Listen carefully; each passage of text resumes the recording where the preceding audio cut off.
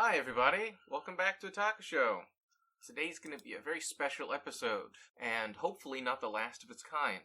We, and mostly me, am going to tell you about a series that I think deserves more attention. Fortunately enough, it seems like it's about to get a lot more attention, I hope. So There's a series that exists called Dungeon Meshi. It's supposed to be getting an anime adaptation soon, and I don't really hear anybody talking about it. And I think people should be. Yeah, I mean, I haven't heard anything about it myself, so you're going to be taking the reins on this one, Jack. Oh, I'm sure. And besides, it's not like all of these highlights for series is going to be on me either. Alex has plenty of things that he likes, even canceled series that basically nobody read, unfortunately, that you can talk about in the future. But today we're talking about Dungeon Meshi. Alright, so before we get into a retrospective of the series, because it's also almost over in the manga, I think there's like maybe 2 chapters left of the entire story at time of recording. I'll tell you what the plot is, generally, and then you can ask me some questions. Be a stand-in for the audience, Alex. I can do that. Yeah, shimmy yourself into your chair, get comfortable. So, Dungeon Meshi is a high fantasy-esque story about dungeon crawling that focuses primarily on a small group of adventurers that follows the standard like Dungeons and Dragons archetype and structure. So you have a party member who's like a rogue that has thief-esque abilities. You know, they know about traps in a dungeon, they can unlock things, they're generally very flexible and skilled, and they know a lot about money and very specific aspects of that part of life. There's also a mage that's in the party. They do a lot of magic, primarily combat-based magic, because the party, of course, also has a cleric, a healer. The mage and cleric, in this case, both went to college together to study magic, but they have their respective roles in this party. Then you have, like, an assassin, which is a little bit different than the original rogue in the party. They have, like, the other half of what a rogue does in the form of, like, all the combat stuff. If anything, I think it'd be closer to being a ninja in D&D, which is like a subdivision of rogues, but still different enough. Then you have the standard fighter, who just wears, a half plate of armor, has a sword, is strong. That's about it, as far as their contributions to the party, mechanically speaking. And then you have the weirdest member of the party, who's technically a fighter that's primarily just a cook. And their inclusion in the party kind of switches the tone for the entire series the moment that they join them. But the story itself takes place following this group of people, this group of 6 initially anyway. Cast grows, as any, manga tends to do. And stories in general. You gather cast members, you lose some. But this group of adventurers that follows this dungeoneering, style is traveling through a world we are introduced to that has dungeons. Dungeons in this world aren't just like the kind that you would think. They're not just like a fortress or something that got buried by some guy a long time ago that houses like a necromancer or whatever that is spooky and people are raiding it for treasure. No, dungeons in this world are explicitly like natural phenomenon that we learn about towards the end of the story. I'm not going to spoil it for you. The explanation's very cool. But there are natural phenomenon that exist in this world, and it has, and there's multiple dungeons that exist that are all loosely connected to each other in the way that they function, but the locations are explicitly in certain pockets of the world. The adventurers that we follow are on one specific island that has their own specific dungeon. And this one dungeon happens to just be the setting for this party, but nothing about it makes it more special or different than any other dungeon outside of plot convenience. So this party is traveling into the dungeon, and the quirk of this series makes itself very evident very quickly. Laius, who is the main character, who is the fighter, is weird. He's a weird guy. Guess why he's weird, Alex? I couldn't say. Why is he weird? He's weird because he really, really likes monsters, arguably more than people, and he also has an obsession with how they taste. Define like. He wants to be one. He's the closest thing to being a furry in the setting that exists. They have a party member with them who was cursed to become a cat person, and they treat their ailment as a proper curse, and they're seeking out help to try to get themselves cured. And Laius' only reaction is, "You can do that?" And he's basically having to restrain himself so hard to just ask how he can also become a beast person. There's an unnatural obsession that he has. Yeah, he's weird. All right. Yeah. And the thing is, it's not just the fact that he's like this that makes him weird to, like, us, the audience. In the canon of the story, most people are traumatized by monsters because they've been killed by them, their families have been eaten, they're seeking revenge, or, like, you know, they're seen as monsters. There's no reason to love monsters, objectively speaking anyway, and there's no reason to want to eat them either. Like, most people who see a dragon destroy their village, once they kill it, it's like, oh shit, we killed the dragon. You know, we can take its scales and, like, make armor and take its skull and use it as a trophy and use its bones for magic or something. But no one thinks, man, that looks like it would be awesome as a stew. That's exactly what I don't know. Elias Series thinks. like One Piece and Dragon Ball have made monsters seem a lot more edible. tasty. Yeah, especially dinosaurs. Though I suppose that they don't really have Dragon Ball or One Piece in this. Yeah. this And I mean, universe here. there's also, like, the mangas like Toriko that's explicitly about eating fucking anything. This one takes it and makes it more grounded. I wouldn't say that Dungeon Meshi is a traditional shonen type of manga. It definitely has shonen qualities to it, but I'd say it's more just like a slice-of-life adventure. But yeah, so that's the basic plot synopsis, and the wrench in it is the fact that Elias is weird, he really likes monsters, the rest of his party isn't that on board with it, besides the cook, and his sister just gets got by a dragon. Yeah, and his sister is the priest in the party. So they have to go back into the dungeon to try to find and resurrect his sister. Standard D&D stuff. Yeah, sure. And then shenanigans ensues from there. So that's the basic plot synopsis for anyone who's interested in, like, seeing, like, a fantasy setting romp that isn't just basically hentai, and also isn't just a shonen that happens to take place in a dungeon. Alright, so do you have any questions for me, Alex, about Dungeon Meshi, now that I've given you the basic plot synopsis? I guess first question is sort of like, what's the appeal? The thing that I like in particular about Dungeon Meshi, more so than most other generic fantasy things, is I really like the characters. Okay. I really like the art. And something about the pacing of it is really good, actually. They just don't waste time. Things happen for a reason. The manga's gonna be 100 chapters when it's over. It's very concise. For the characters, anyway, my favorite character, Elias, the main character. Okay, yeah. There's his sister, Phelan. There's the cat, Izutsumi. There's the mage, who's Marcel. There's the, pickpocket guy who's a halfling, named Chilchuk. And then there's the cook guy who's a dwarf named Senshi. But my favorite character is Elias, and my second favorite character is probably Senshi. And the reason I like both of them is because when I went over to look at the series again, I realized that I think I like both of those characters because they're basically self-insert characters from me. Right, Alex? Like, knowing me, if I was in this setting, I would just be a fighter class person that just really wants to just, get down with, like, the monster culture and just, like, kill shit and eat it.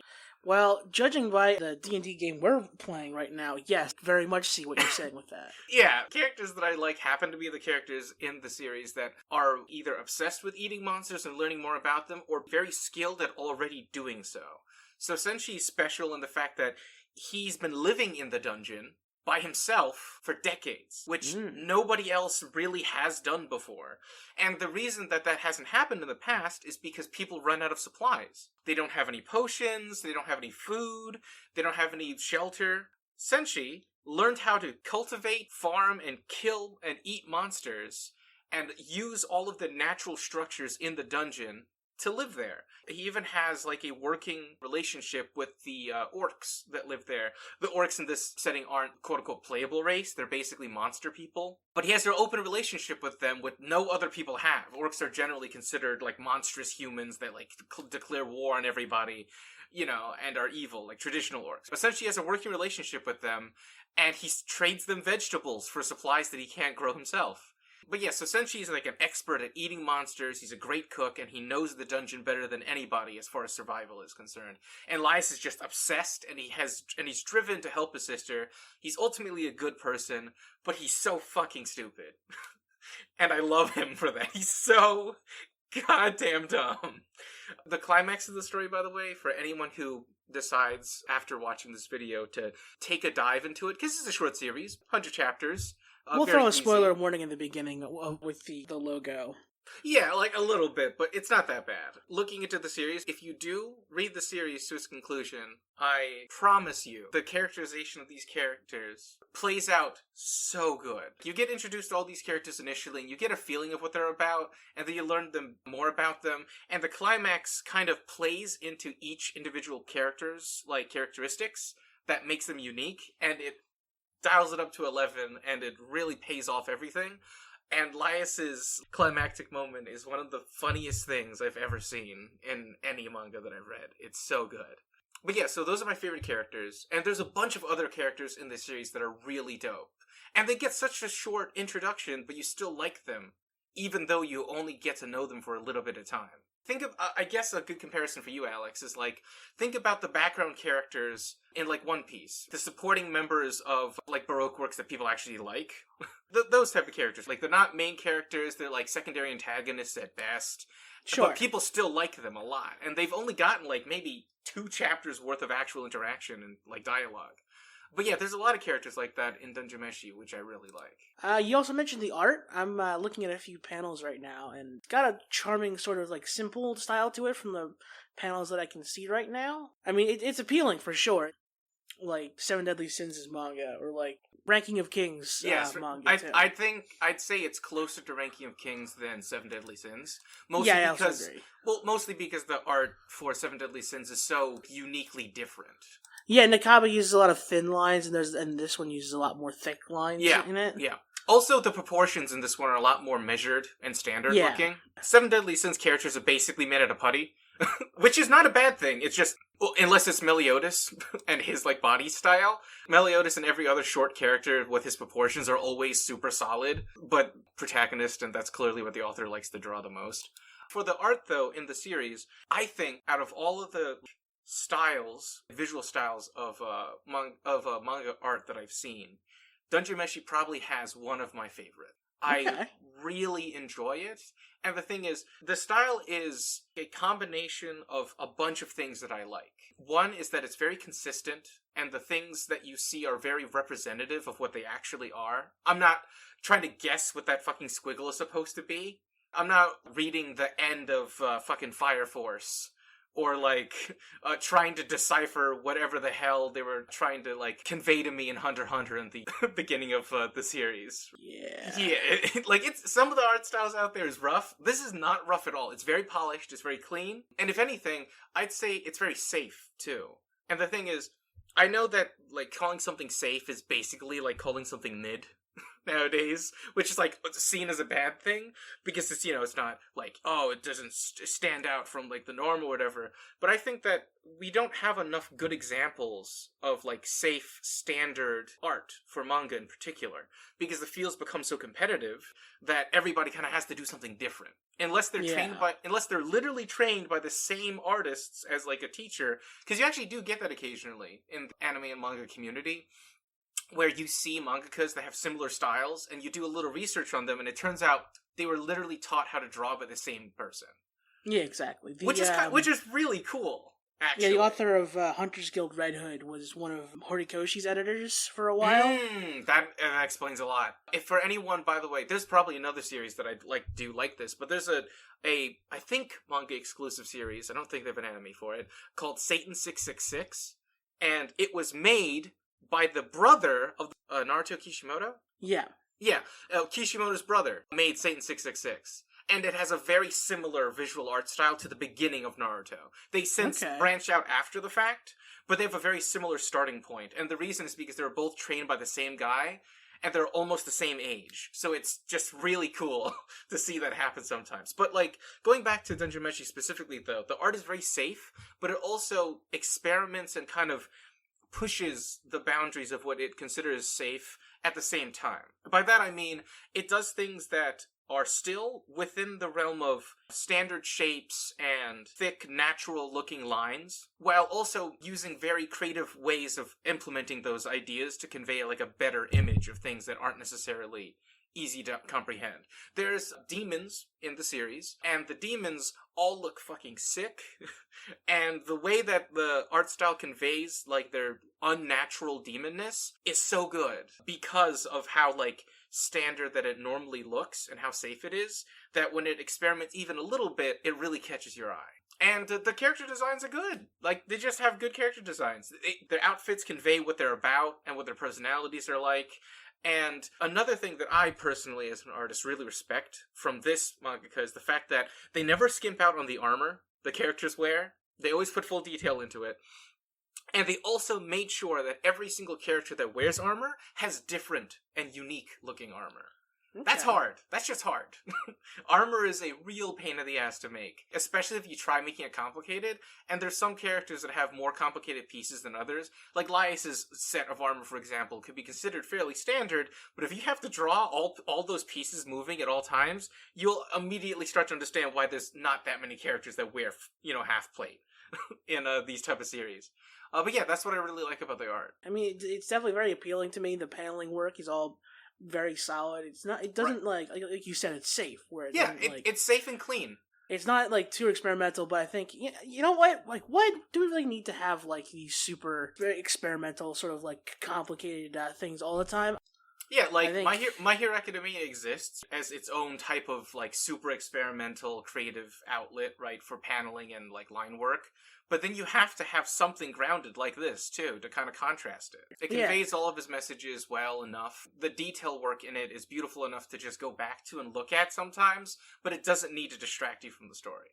Going back to sort of the main point of this video, like, what kind of people would you recommend this series to? Dungeon Meshi is a very special series to me personally, just because I read it when the third chapter came out.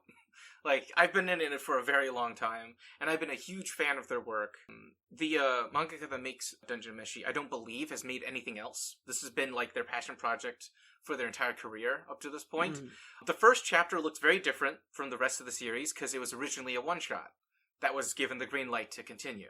I don't actually know who produces it. I don't think it's Shonen Jump, but someone obviously backs it and produces it because they're able to bring it to fruition, and the series has been around for, like, 5 years or whatever. I highly recommend this story to anybody who enjoys just adventure stuff. Are you familiar with Made in Abyss? The name sounds familiar to me. Okay, so the audience who likes Made in Abyss is familiar with it. I'm going to do a hard stop, backpedal right now. That is not what the series is like. However, an aspect of Made in Abyss that I personally really enjoy, and still enjoy even though the story has changed dramatically since this, is the sense of adventure that you get. And world building that happens in the first 20-ish chapters of Made in Abyss. If you're a fan of like classic adventure stories with high fantasy settings and interesting lore that isn't super heavy and is predictable enough to be familiar but original enough to still keep you on your toes, I highly suggest this story. The characters are extremely charming, the setting is very well fleshed out, the cast is just big enough for it to feel large, but not so big that you forget who the fuck everyone is. And there's like, I guess, 3 aspects to the story at large that I think really speaks to the core of why I like the series. Dungeon Meshi to me is relatable, original, and deep. Like, surprisingly so. The relatability for the story in Dungeon Meshi comes from the fact that every character that exists in this setting is unique. Now, mind you, that seems like a duh. Obviously, they're different characters. But, like, you'd be surprised how often in manga that there's just, like, the same people. Like, carbon copied throughout multiple arcs or multiple series that are just there. I would say, as an example, this series doesn't have a Sasuke. That, as a statement alone, should mean something. There's no carbon copy characters, and there's no cookie-cutter characters either. Even though Laius is obviously the weirdest fucking character in the entire series, objectively, once you get to know him, every other character is different than what you would expect. You have, like, a dwarf that uses a frickin' axe to fight people, and he has, like, an adamantine shield, but the shield happens to be a wok that he uses to cook things with, and he uses his axe to, like, flay things that he can then use his knife to cut open and then cook with. There's unique aspects to each character that makes them endearing, and the problems that the characters have are not really fantastical. It's very grounded. You have 2 characters in the series primarily that are, like, heavily stricken with PTSD. I'd say maybe 4, I guess, but 2 that we really care about. The stress of the situations that they were in were not unreasonable or unrelatable. We're not going to be like, to bring up Black Clover as an example, I don't think I could ever relate to Asta not being able to, like, perform magic, because I can't perform magic. And I'm also not willing to do, like, 1 billion push-ups every day, so that I'm physically strong enough to compete against people who know fucking magic. But I can relate to a character, the, like, cursed cat person, because they were born with this curse, and their entire life this has been an aspect of them, but they thought that it shouldn't have been, and they've been lashing out at people because they felt like they were being discriminated against, even though most of the hate and negative feelings towards their condition came from within.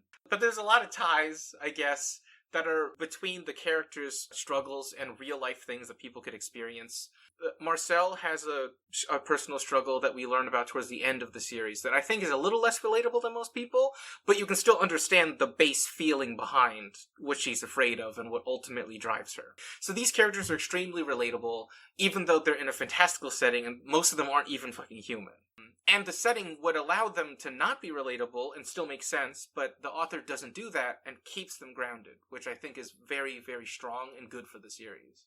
As far as the originality is concerned, I don't think I've ever actually read a manga like Dungeon Meshi. Like, 100%.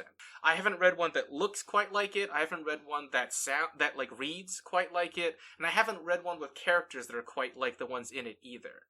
And I've read a lot of fucking manga in my time. Yeah, that's your thing.